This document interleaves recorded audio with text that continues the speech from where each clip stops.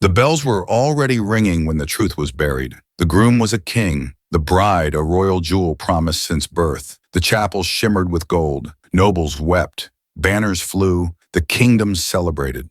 But the woman beneath the veil was not who anyone believed. Moments before the procession, behind locked doors and guarded curtains, two sisters stood face to face, one trembling, one composed, one destined, one forgotten. In the silence, the younger was stripped of her gown, drugged and dragged away. The elder, unseen for years, exiled in scandal, stepped into her sister's place. Same eyes, same voice, same blood, but not the same soul. And the king, he never suspected. Not on the wedding night, not after the first child, not after decades of rule. It wasn't until his dying breath, when a servant leaned close and whispered, "Your bride was never who you thought," that the deception cracked. But by then, the kingdom had been built on a lie. And the real question is, what happened to the sister who vanished that day? They called it the House of Thorns, a nickname whispered by maids and feared by nobles. It wasn't the name of a palace, but of a bloodline. The House of Corvina, rulers of the northern kingdom of Velastra, had always been beautiful, brilliant, and brutal. And at the heart of their lineage were the twin daughters of Queen Aveline, Serafina and Eleonora. Serafina, the younger by minutes, was groomed for the throne. She was the darling of the court, the embodiment of obedience and grace. Her steps were soft, her voice gentler than silk. Tutors adored her. Painters captured her in poses of divine light. She read poetry, embroidered with golden thread, and learned to smile without revealing her true thoughts. Eleonora, her twin, was the opposite. Sharp-tongued, curious, unpredictable. She questioned rituals, mocked suitors, and disappeared for days into the forest surrounding the castle. Rumors swirled of a tryst with a foreign scholar, of secret books hidden beneath her bed, of a child lost to silence. Once she struck a visiting prince across the face with a riding crop for calling her a spare. At 16, Eleonora vanished. The official story claimed she was sent away for health. A spiritual retreat, they said. She's ill with melancholy, but no one truly believed it. A week after her departure, Queen Aveline collapsed in her private chamber, her face bruised and her lips bitten through. The incident was buried. Her death ruled natural. The court was silenced with coin. Serafina was crowned princess heir. Eleonora was never mentioned again until the royal wedding. Serafina was to marry King Edric of Thornhollow, a widower twice her age with a hunger for power and a taste for silence. The alliance would bind two fragile kingdoms. Peace would be paid with a girl's future. But Serafina had been fading for months, pale, thin, her hands trembling. Behind closed doors, her ladies whispered of illness, of fear, of letters burned before they could be sent, of a growing desperation that shadowed her every step. She once begged the high priest to delay the wedding, her voice shaking, her eyes hollow. "There is something wrong with the path we are walking," she said. He patted her hand and told her destiny waits for no one. And on the morning of the wedding, as the servants laced her into the ceremonial gown, something strange happened. She fainted. Her body went limp like a puppet with its strings cut. The ladies screamed. The priest was summoned. He demanded silence. He knelt by her side and prayed, but her pulse was faint, her lips white. "Fetch the healers," they cried. But the woman who awoke in that gown was not the same. She stood without assistance. She dismissed the priest. Her voice was steady, her eyes colder. She asked to see her reflection, and when she did, she smiled, a slow, private smile, as though recognizing an old mask rediscovered. The ceremony continued. In the great cathedral, the bride who walked the aisle moved with unnatural confidence. Her eyes no longer fluttered down. Her voice no longer trembled. The courtiers noticed. The king noticed. But no one dared ask. Who would dare challenge royalty at the altar? The ceremony was flawless. The bride's smile radiant, the vows spoken cleanly, and the crown placed firmly on her head. Velastra's future seemed secured, but beneath the celebration, a single question passed from lips to lips behind fans and goblets. Didn't she used to be different? Late that night, a chambermaid assigned to remove the bride's heavy veil reported something strange. The woman beneath it stared at her with recognition, too much recognition. "You were here when I left," the bride whispered. The maid fled and never returned to the palace. And so the days passed. King Edric grew fond of his queen. She challenged him in council, walked the battlements in armor, spoke of foreign wars with detail and disgust. She was sharp, fearless, and to some, a little too informed. She even visited the royal archives, alone, pulling records sealed by previous monarchs. One scribe saw her burn an entire scroll that bore the crest of the House of Corvina. When asked, she said it was an outdated lie. But she bore him a son, then a daughter, and the whispers faded. Until Edric's final days, when the walls of his memory began to crumble, and the face beside him no longer matched the girl he'd first held on that wedding night. A servant who had been there from the beginning leaned in and said, "She wasn't the one you married." And the king wept, for he didn't know which woman he had loved more, the perfect ghost of Seraphina or the defiant, dangerous soul of Eleonora. They say power can rewrite memory, but blood always remembers. After Queen Eleonora, though no one yet dared speak her real name, solidified her role beside King Edric, her influence grew like ivy through stone. What began as subtle suggestions in council soon became policy. Her voice wasn't just heard, it was obeyed. Lords feared her insight, priests bowed before her scripture, and the kingdom of Velastra flourished under her reign. But while the court rejoiced, one man did not forget. Alric, the former tutor of both twins, had once taught them history, language, and the ancient laws of the realm. He had adored Seraphina's patience, but it was Eleonora who fascinated him. She asked dangerous questions, challenged his beliefs. Once at just 12 years old, she'd said, "What if the crown doesn't belong to the kindest, but to the cleverest liar?" When she vanished, Alric assumed she had been exiled or worse, but as the new queen passed him in the halls, she did not nod, did not flinch. She simply looked at him, no recognition, no hesitation, and that terrified him more than any ghost. He began his investigation in silence. First, he visited the old servant quarters. The midwife who had delivered the twins was long gone. The guard who once stood outside Queen Aveline's chamber had mysteriously drowned in a basin during a drunken bath. The only clue remained in the forgotten pages of a personal journal he had hidden decades ago, an entry describing a scuffle in the queen's chambers the night before Eleonora was sent away. It mentioned a broken comb, a golden comb shaped like a phoenix, gifted to Eleonora on her 13th birthday. Alric remembered it vividly. She had worn it constantly, even while sparring. That comb, he believed, had been destroyed, yet the journal said it was found lying beneath blood-stained sheets. He searched the royal inventory records. Nothing. Questioned the castle smiths. No one recalled melting such an item down. And then, in a fit of desperation, he ventured where no scholar should go, the crypt beneath the palace. There, beneath the sealed tomb of Queen Aveline, he found it. Not buried, not hidden, displayed. The comb rested in a glass case behind the queen's body, not Seraphina's, Eleonora's. But Aveline had died a week after Eleonora's disappearance, which meant the body in the tomb was not the queen. It was Seraphina. She had been buried in her mother's place, while the real queen's death remained unrecorded, perhaps murdered, perhaps silenced. Either way, history had been rewritten with precision. He ran from the crypt. Alric's hands shook as he penned a letter to the High Council. He dared not speak the name, but he wrote the truth. A switch occurred. The bride who was crowned is not the daughter who was raised to rule. He sealed it in wax and sent it through the royal courier system, marked for secrecy. It never arrived. 3 nights later, Alric was found, slumped in his study, ink spilled like blood across his chest. Heart failure, they said. A clean body, no bruises, no broken glass.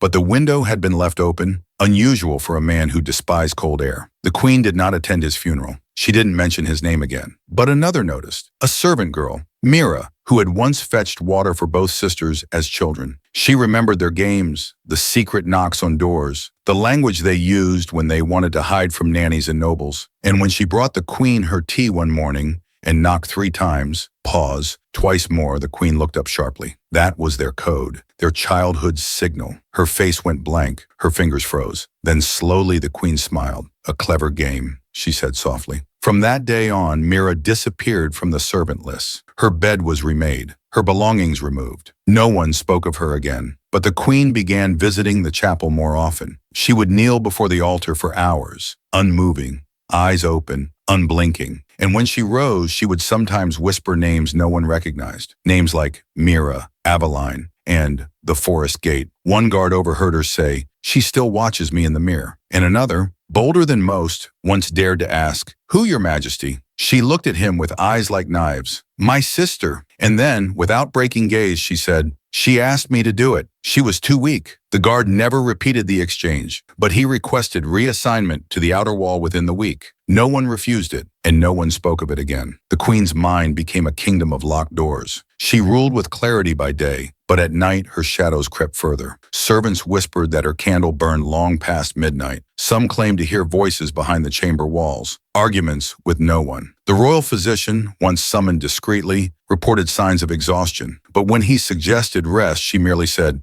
I cannot sleep without seeing her. What began as whispers grew into dread. The queen's portraits, painted each year for tradition, began to change. At first, the painters caught only subtle differences: a tighter jawline, darker brows, a glint of something haunted. By the fifth year, one artist refused to finish. He left the palace, claiming, "Her face moves when I'm not looking." He never painted again. The queen ordered all portraits to be kept in the western wing, sealed, but the eyes still followed. Meanwhile, in the distant village of Kelmore, 2 days' ride from the capital, a monk found a girl in the woods, starved, shivering, mute. She wore royal undergarments beneath a ragged cloak.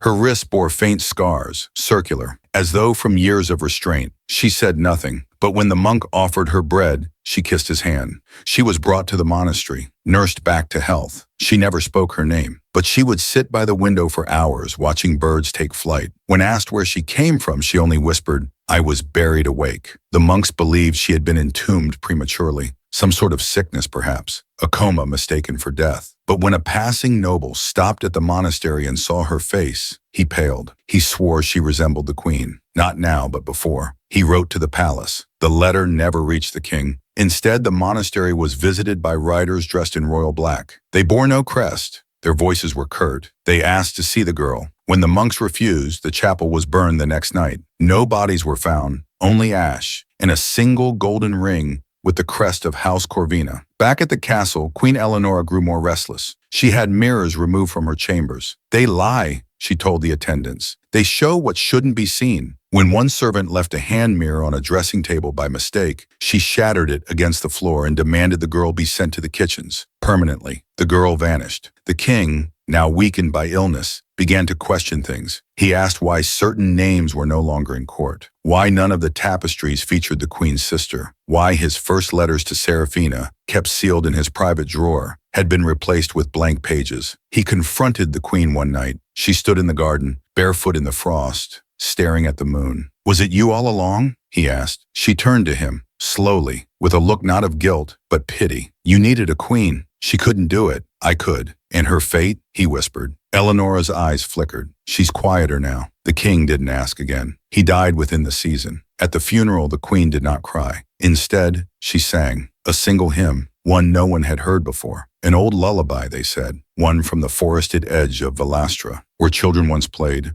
where two sisters had buried a bird together and promised to never lie to one another. The kingdom watched her in silence. But something had shifted. The queen had power, but power cannot kill memory. A small sect began to rise among the lower priests. They called themselves the second daughter's voice. They whispered of injustice, of a twin betrayed, of a bride stolen from her own fate. One of them, a boy no older than 16, carved a message into the door of the old cathedral. "The true queen sleeps in darkness." He was arrested before he could finish the second line, but it was already spreading. And then, one autumn night, a new rumor emerged. A merchant traveling through the outer hills spoke of a woman who stopped his cart and asked for bread. She bore royal features, but she limped, and her voice stuttered. He said she asked only one thing: "Is Eleanora still alive?" When he replied yes, she bowed her head and said, "Then I cannot go back yet." She walked into the woods and vanished. The merchant, once back in the city, told his tale in a tavern. He was found drowned in a fountain 2 nights later, his pockets filled with stones. No one dared repeat his words in public again, but the story lingered. The queen, now older, watched from her tower as each new blossom bloomed and faded. Each child born into the court was named for strength, loyalty, or vengeance, but never Seraphina. That name was forgotten, erased, and yet, every now and then,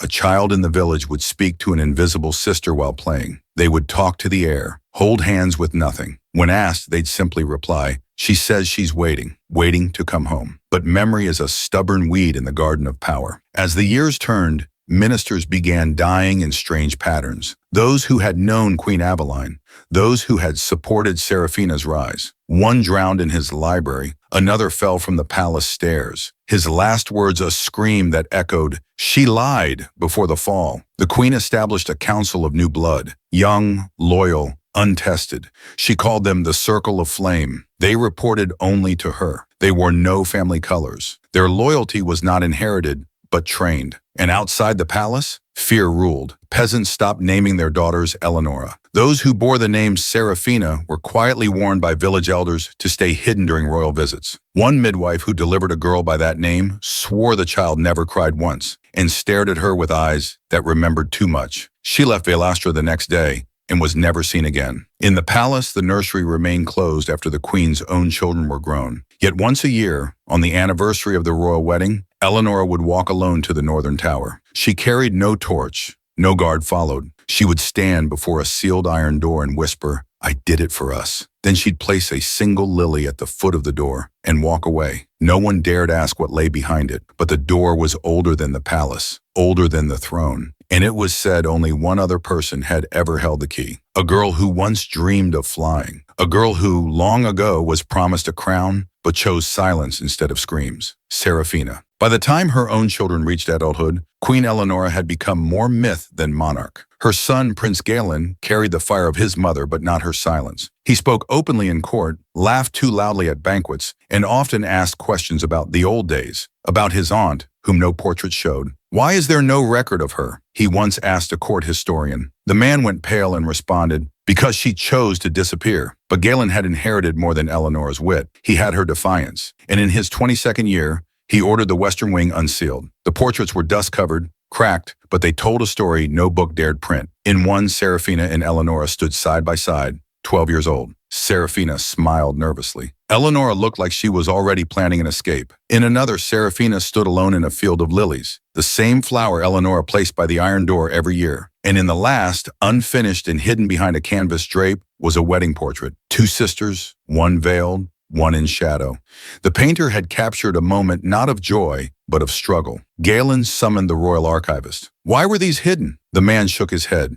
"Your mother said they disturbed the peace." Galen took a blade and slit the veil from the painted face. Beneath it was a likeness he didn't recognize. It wasn't his mother. Not quite. He brought the painting to the queen's tower. He placed it against the window where she often stared. She didn't flinch. "That is not you," he said. Eleonora looked at it for a long time. Then she simply said, "No, that was the better version of me. Why didn't you ever tell me?" She touched the edge of the painting, her fingers trembling. "Because love built on lies still feeds a kingdom, and truth devours it." That night she burned the canvas, but Galen could not unsee what he'd found, nor could he ignore the reports from the villages of a woman with royal eyes wandering the forests, of children whispering names they were never taught, of an old melody hummed by those who had never heard it before. And one day in the gardens, Galen found a torn page from a diary lodged between bricks in the fountain wall. It read, "She begged me. She was afraid. I thought I was saving us both." No signature, no date, just ink and guilt.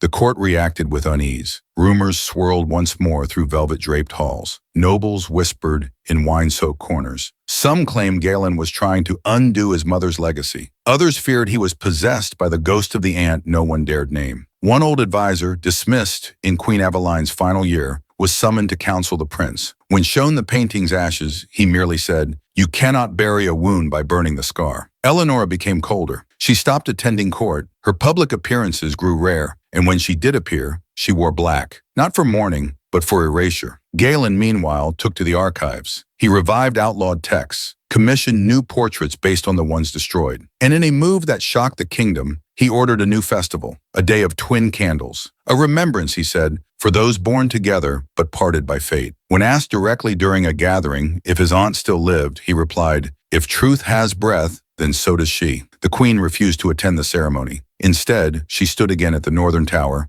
one hand on the sealed door, her face pale as bone. When asked later what she had done that day, she simply replied, "I listened for her." "Did you hear anything?" her handmaiden dared to ask. Eleonora smiled faintly. "Only footsteps, just behind the wall." That night she dreamt of lilies, but in the dream they were growing through stone from beneath the crypt, and each bloom whispered her name, not Eleonora, but Serafina. Prince Galen's quiet rebellion had done something his mother never intended. He had brought her past back to life. The festival of twin candles grew beyond the capital. Villages adopted it. Families began naming daughters Serafina once more. Ballads were sung by wandering minstrels, songs that hinted at betrayal, at a silenced queen, at a switch made beneath stained glass and sacred vows. Eleonora forbade the songs, but they spread.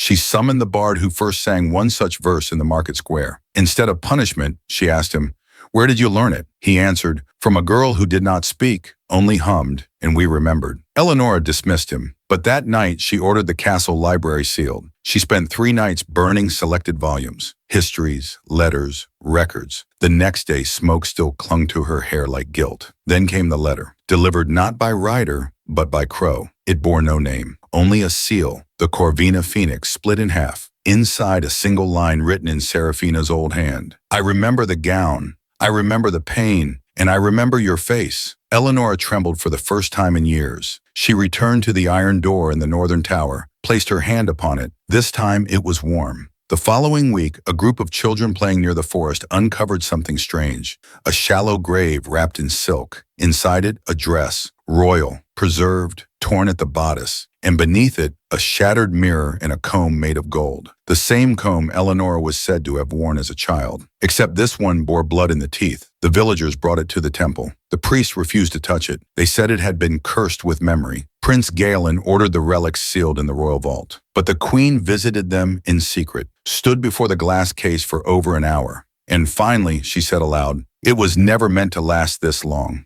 Later that night, she gathered her council, and for the first time in decades, she spoke the name Serafina in court. "Prepare for her," she said. No one understood, but the wind shifted, and in the forest beyond Velastra's walls, a cloaked figure stood beneath the moonlight. She wore no crown, carried no sword, but her eyes were full of storms. Word of the buried gown spread like fire. Some believed it was a message, left intentionally. Others said it was a trap, a warning, or an omen. But the villagers who had touched the silk claimed strange dreams afterward, a voice in the wind, soft weeping in the corners of their homes, and visions of a face not quite the queen's, but close enough to haunt them. Meanwhile, Prince Galen took action. He ordered an inquest into the sealed records of Queen Aveline's death. The court clerks protested. Some documents had been sealed by the queen herself. Others had simply vanished. But Galen pushed forward, invoking the ancient laws of bloodline integrity. Then one scroll was found, buried in a false wall behind the archives. It bore Aveline's final decree, a line scrawled in desperation. "If Eleanor returns, seal the tower." No context, no further record, only a signature smeared as though written with a shaking hand. The prince brought the decree to the queen. She stared at it for a long time, and then quietly she said, "She did return, just not in the way you think." That night, Eleonora walked barefoot through the halls of the palace. The guards stepped aside, eyes averted. She entered the chapel.